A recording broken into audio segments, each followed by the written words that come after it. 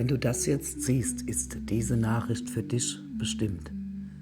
Etwas in dir strebt nach wahrer Verbindung. Eine Begegnung, die Herz und Seele berührt. Du spürst, dass jetzt Klarheit entsteht über das, was dich wirklich erfüllt.